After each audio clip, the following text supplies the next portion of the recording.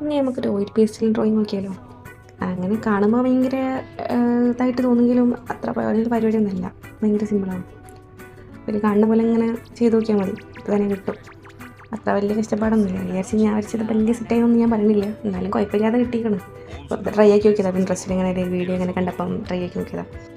അപ്പോൾ അതിന് ആദ്യം എന്ത് ചെയ്യുക, അതിൽ കാണുന്ന പോലെ തന്നെ ഞാൻ ജസ്റ്റ് ഒന്ന് പെൻസിൽ കൊണ്ടിട്ടൊന്ന് വരച്ച് കൊടുത്തണം, ഒന്ന് കറക്റ്റായിട്ട് കിട്ടാൻ വേണ്ടിയിട്ട്. അത് പിന്നെ നമ്മൾ നല്ല ഡാർക്ക് റെഡ് കളർ ഉണ്ടാവുമല്ലോ, ഇത് വെച്ചിട്ട് ആദ്യം നമ്മൾ കൊടുക്കുക. ഫുള്ളായിട്ട് കൊടുക്കരുത്, ഒരു ഗ്യാപ്പ് ഇട്ടിട്ട് കൊടുക്കണം.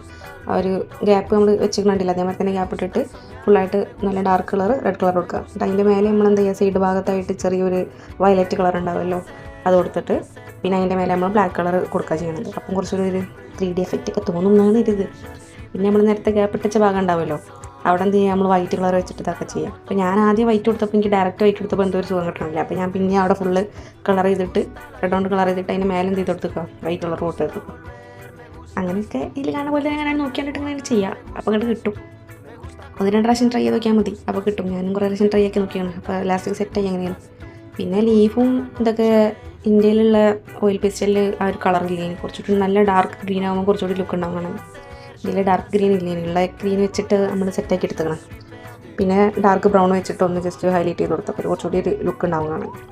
അങ്ങനെയൊക്കെ ചെയ്ത് കൊടുത്തപ്പോൾ ലാസ്റ്റ് ഇങ്ങനെ കഴിക്കണം. അപ്പോൾ ഇഷ്ടമായോ എന്നുള്ളത് ഒന്ന് കമൻറ്റൊക്കെ ചെയ്യുക, ലൈക്ക് ചെയ്യുക, സബ്സ്ക്രൈബ് ചെയ്യുക. അപ്പോൾ ഓക്കെ, ബൈ ബൈ ഗൈസ്.